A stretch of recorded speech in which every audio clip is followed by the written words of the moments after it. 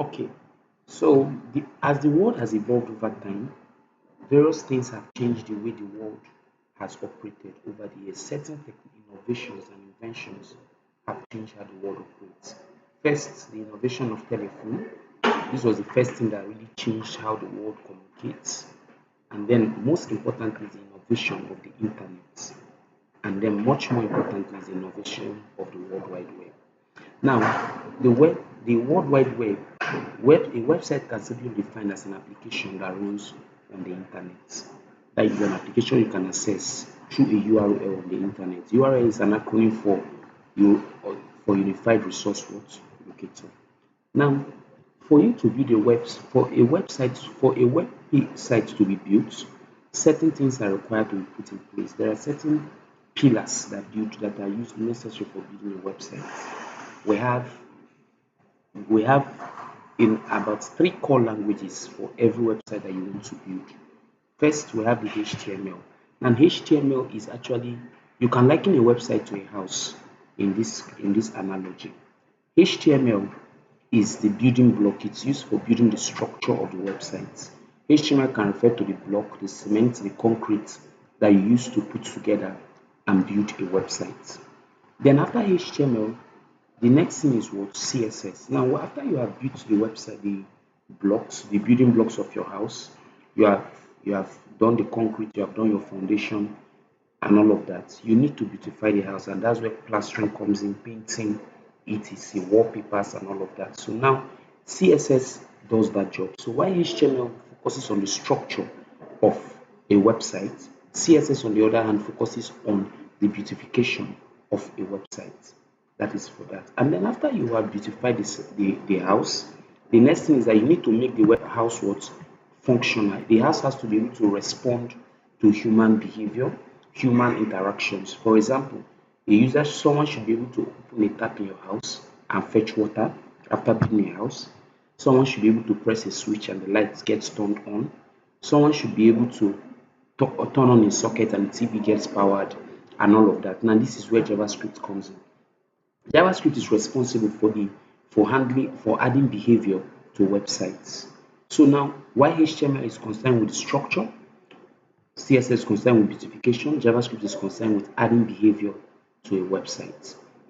Adding behavior to a website means that making the website interactive, allowing the website to be able to respond to user interactions. That is exactly what we mean by adding behavior to a website. That's why in my manual I said the electrical and plumbing automation, the doorbell circuit, smart lock sensors, automated water feature, it converts static structure into dynamic behavior. JavaScript is responsible for the fact that when you are filling a form on a website, you enter an email address that is not valid, the website can tell you that this email address is not valid. Okay, then we also have what we call jQuery. We say jQuery, a pre-wire utility remote that bundles complex electrical tasks into simple button configurations. Now, jQuery is not a programming language per se. HTML is a programming language, CSS is a programming language, JavaScript is a programming language, but jQuery is not a programming language. jQuery rather is a framework, and the job of jQuery basically is to make complex programming tasks that you could have done from the scratch easier to do. jQuery is basically a JavaScript framework. jQuery is a product of JavaScript. Now, what does jQuery do for you? With the help of jQuery, sometimes some things that like to validate for you to hide something an element in JavaScript using normal JavaScript, you need roughly about 15 to 16 lines of code to achieve that. Looping through elements to locate the particular element that you want to hide or you want to show. But with the help of jQuery, just with a single line of code, you can achieve that same result. With the help of jQuery, when you want to validate forms with JavaScript, you need to write a lot of script. But with the help of jQuery, the time that you need to spend in writing those script has been cut in half. Not just cut in half, it has reduced the time frame, the time of development greatly. And this is what jQuery. So jQuery is referred to as the universal remote control. So over here, I made something like say HTML. HTML is an acronym for HyperText Markup Language. We say it's the structural backbone. It groups content and marks up semantic meanings using tag primitives. So HTML, the job of HTML basically is to build the structure of websites for you, to make the building blocks of a website, put your text, put your images and all of that, but not to beautify the website. CSS is an acronym for Cascading Style Sheets, and this is concerned with the visual design of a website. It is not just enough to build a website, you have to also build a website, and it also has to be appealing and beautiful to the end user. This is where we begin to talk about user interface. CSS is concerned with CSS is concerned with user interface, while with user interface and a bit of user experience. That's what CSS is concerned about. The major job of CSS is to make your website beautiful and attractive. Then JavaScript, on the other hand, the client-side programming runtime engine. It modifies the document object model directly in response to user actions. So JavaScript, on the other hand, is a client-side scripting language, and the job of JavaScript is to add behavior and character to a website. That is what JavaScript does. It responds to user interaction, like when you want to make objects move, like when you want to make an object to move in a website, like when you want to make a form to respond to user interaction, like when a user enters something they're not supposed to enter and you want to stop them from entering, you want to make sure they don't make that same mistake a second time. You can use JavaScript to achieve some of those tasks. So the job of JavaScript basically is to make your website interactive. So you can actually say that CSS is concerned with user interface, JavaScript is concerned with user experience. So CSS is concerned with the site being beautiful. HTML is concerned with at least let there be a site to start with before you beautify. JavaScript is concerned with behavior. While jQuery is a lightweight JavaScript library designed to wrap complex DOM queries, animations, and cross-browser quirks into predictable, clean, multi-chain syntax commands. So what jQuery basically does is reduce the JavaScript you have to write. Yes, you are still coding in JavaScript, but with the help of jQuery, with the inbuilt functions and inbuilt modules in jQuery, so many of the things you want to achieve in JavaScript that would have taken you longer to achieve, you achieve them with jQuery at a shorter time, and it helps to reduce your development time and makes you more efficient when building your websites. Okay. Now we say evolution of HTML and the modern paradigm. Now HTML, like every other programming language has evolved over time, because of course from what we have said so far, you don't need to be told that HTML is the first language you need to learn if you want to build a website successfully. After HTML, CSS, after CSS, JavaScript. After you have learned JavaScript, you can then go ahead to learn jQuery and learn some other higher technologies that are used for website development and design. So now HTML as a language has evolved over time. HTML started all the way from HTML 1.0 to today we have HTML5. Now, what are the major differences? What are the major things that happened across these various evolutions? Now, number one, HTML 1.0 to 3.2, we said basic textual layouts lack native visual styling rules, forcing developers to rely on inline tables and design attributes for layout presentation.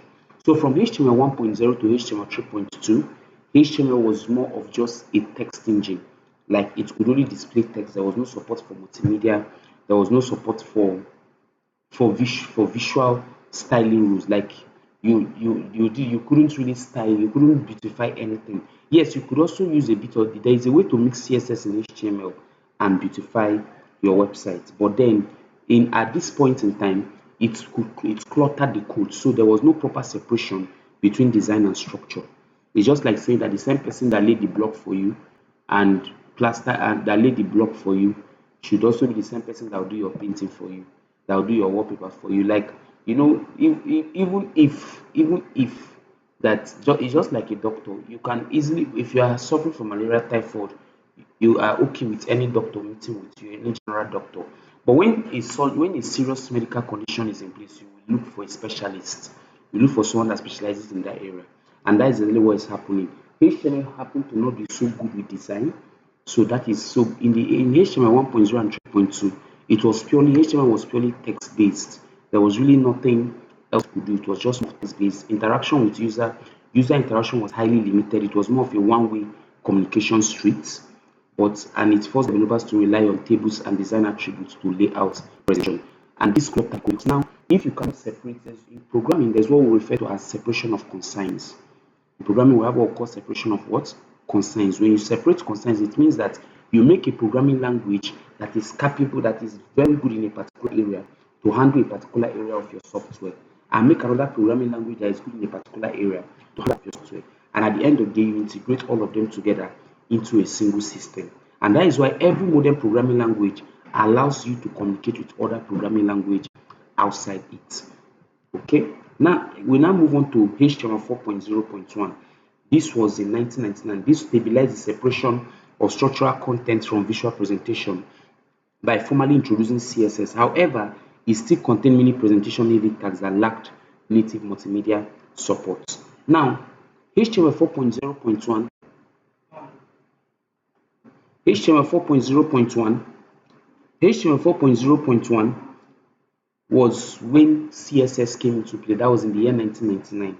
CSS came into play, and now HTML structuring of a website was able to properly be separated from the styling of a website. This made it easier, one, to manage web pages, and of course, a web page can still be defined as a single page in a website, and it made it easier to debug. Like when you need to alter certain things, you didn't need to go through thousands of lines of code of HTML and CSS mixed up together. If you need to alter styling, you go to your CSS file and alter the styling. And if you need to alter structure, you go to your HTML and alter the structure. But still, HTML did not have a native support for multimedia. Then we now had XHTML 1.0, which came in the year 2000.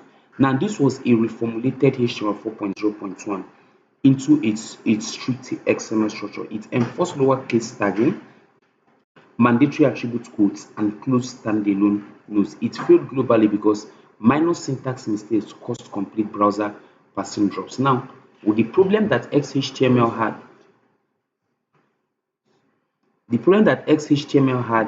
was that the syntax rules were too strict. What is syntax? Syntax can simply be defined as the rules and regulations that guide a programming language. XHTML had a very strict syntax for HTML, which made it that websites were failing. So minor mistakes by developers, like one of the major things that was enforced was lowercase tagging. So if you wanted to do H1 and you did it in capital letter, it will crash the whole website and there will be an error. The website will not even show. So XHTML tried to behave like XML, which has a very, very, very strict syntax. And this was the reason why XHTML could not stand and could not fly. Okay. Then we now move on to the modern HTML5, which is what we're going to be learning majorly in this class. HTML5 is the modern day HTML, and this is what we use today. We say it's a flexible, error-tolerant, living standard specification. It natively handles rich data types, structural layouts, and multimedia without external plugins. Now, initially, when you need to support multimedia like videos and audio, games, etc. in HTML, you need to make use of external plugins like Adobe Flash, Microsoft Silverlight, etc. You need to make use of things like that. But now, with the help of HTML5, you didn't need to have any extra plugins in your browser for you to be able to support all of this. You just need to, HTML5 natively now supports multimedia. In HTML5, multimedia support was made possible, structural layout was introduced, and rich data types. A lot of things were introduced that made HTML5 the standard of today. That's why all throughout this class, we're going to be learning HTML5. Okay? Now, what are the drawbacks of HTML5 and XHTML? Extensions triggered the event that triggered the invention of HTML5. What were the major drawbacks? Number one, HTML4 and XHTML depended heavily on third-party plugins. One, if you wanted to play videos, you wanted to render games, or run interactive audio files, you required extra software like Adobe Flash Player or Microsoft Silverlight. Just like I told you earlier, that HTML that didn't support multimedia, it didn't support anything multimedia at all. You couldn't even it couldn't even support drawing, like, you know, allowing users to do freehand tools, or maybe you are creating a platform and users needed to sign on the platform. HTML5 didn't. HTML generally could not support all of these things without the help of extra plugins. If you even needed to render games before in HTML, you needed to have Java running, so you could make use of the applet tag and use a Java applet to implement your game, which was making HTML to depend so much on external softwares to run things, and this led to memory leaks, browser crashes, and massive security vulnerabilities, because one of the things is that your app may not be vulnerable, but integrations to your app could be vulnerable. And when integrations to your app are vulnerable, it makes your app vulnerable. Okay, so this was one of the reasons that triggered the invention of HTML5.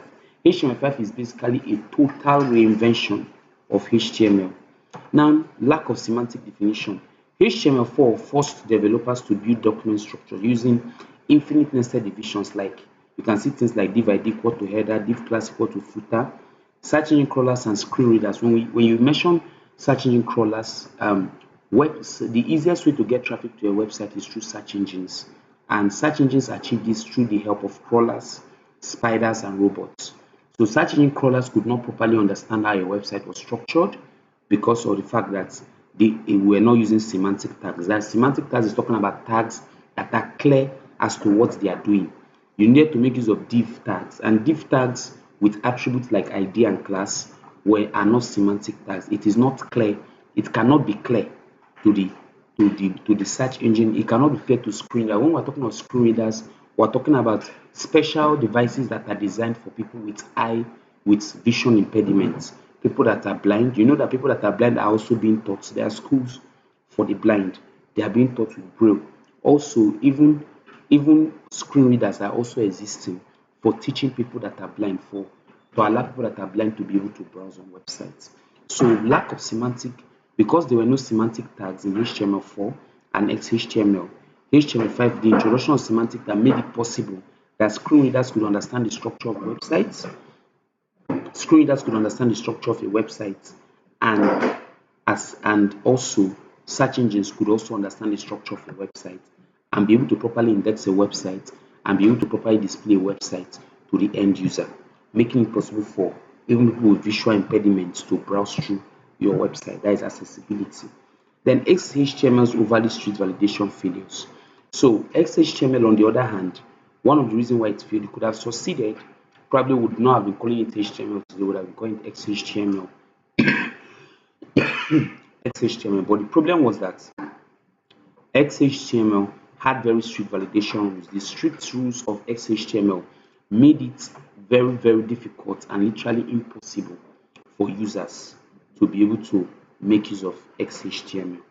Made it very, very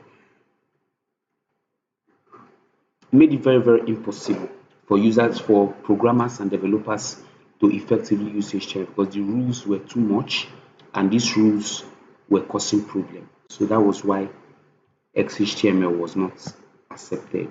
Okay, yeah, let's continue. Now, introduction to HTML5, new features. Now, what are some of the features that HTML5 brought into the picture? New features, mobile automation and browser. Well, number one, native multimedia pipelines. Now, one of the major things that HTML5 did was that it made it possible that HTML could now natively support HTML elements, could natively support multimedia like video, like audio, games, etc. It was now possible for HTML to support such kind of images. Why? Because of the fact that HTML5 came into the place. So now, with the help of video tag, audio tag, we still have some other multimedia tags in HTML5 that are also used also, but then majorly the video and audio tag. Now there was no need for extra plugins. HTML5 could natively support some of these things. Semantic layout elements replaces generic divisions with expressive containers. Like now, one of the other things that HTML5 did was to bring in semantic elements. That is an example of elements. Instead of having div ID like you have here equal to header, you could have div ID equal to you instead of having div ID equal to header, you could just have header, nav, article, section, and footer.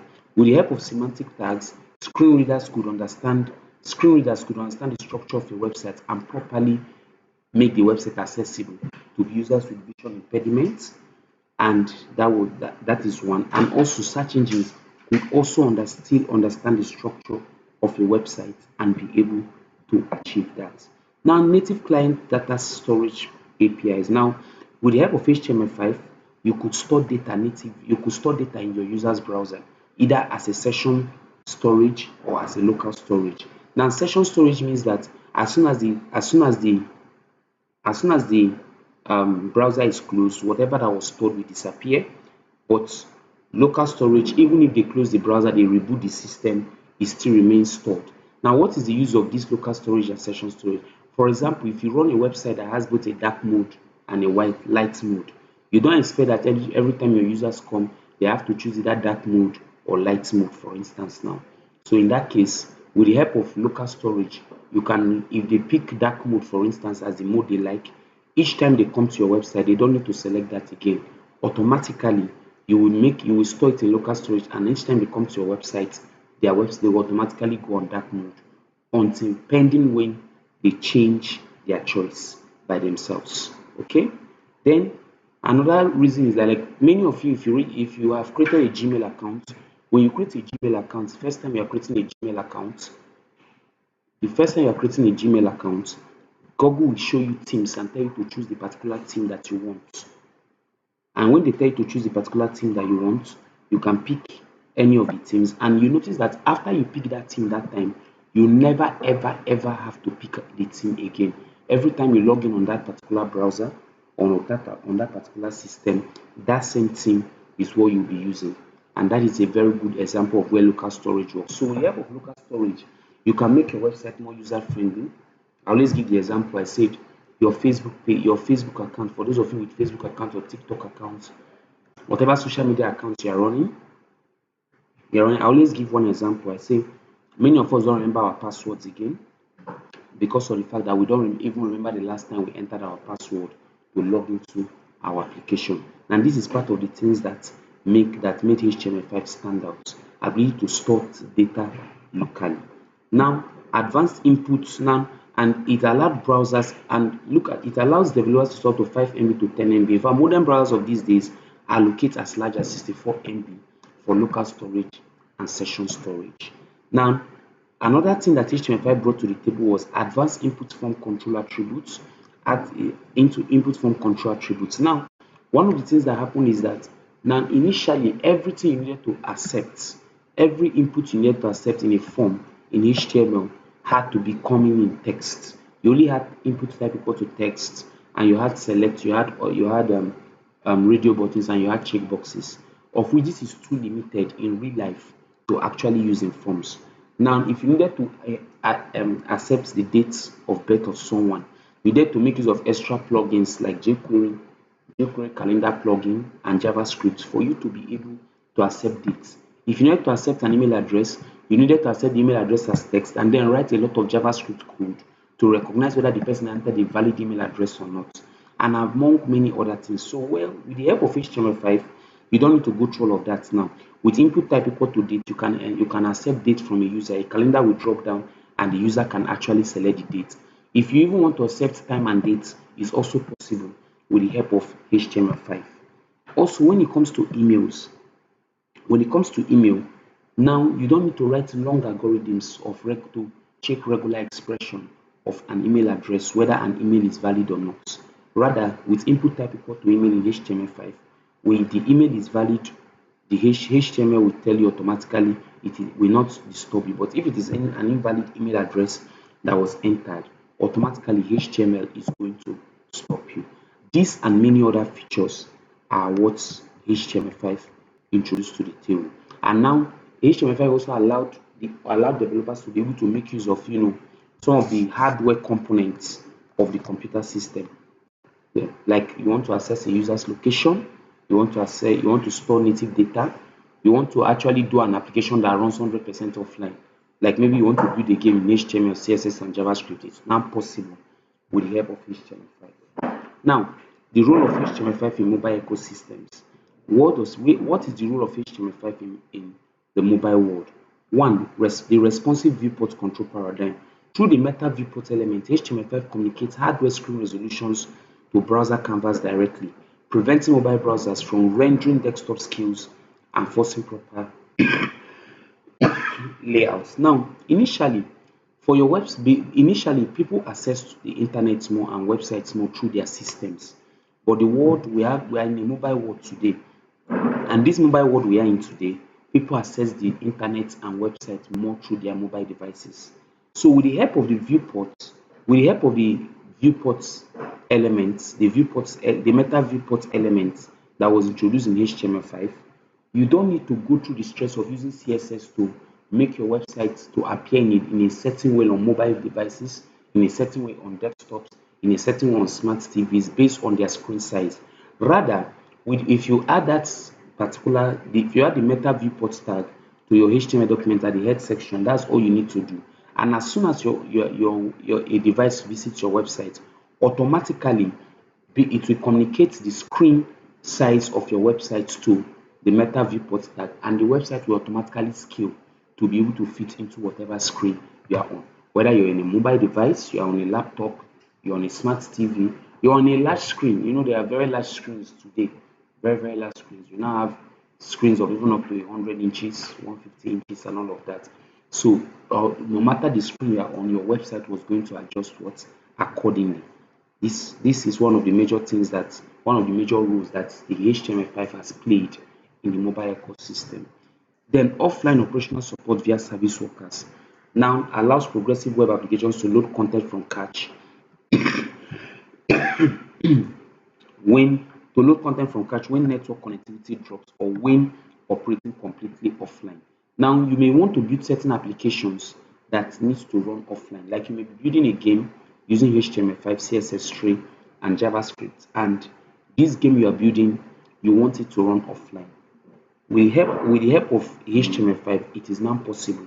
Making use of session storage and local storage and service workers, amongst others, you can build those kind of applications and it will run completely offline without making use of the internet. Progressive web app is a very simple and systematic way of turning websites to mobile apps.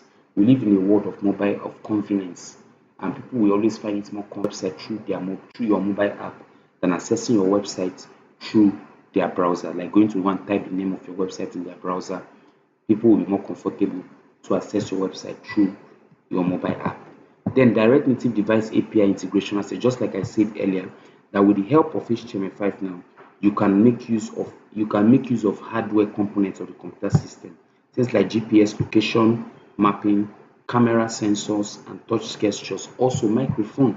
Yes, with the help of HTML5 now, you can access microphone. Just simple JavaScript calls could help you access native components of of a computer system that is visiting your website.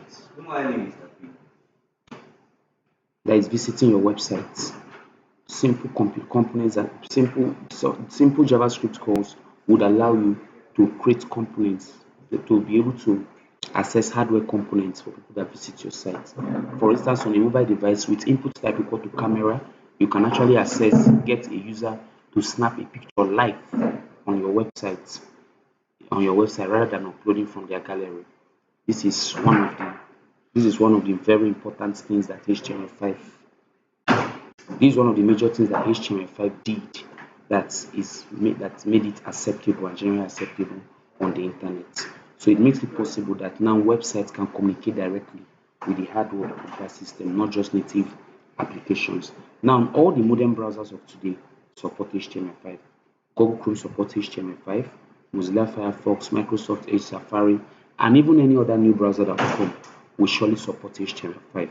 But for older browsers like Internet Explorer, HTML5 has a fallback, has a way of falling back when it enters those browsers that do not recognize HTML5.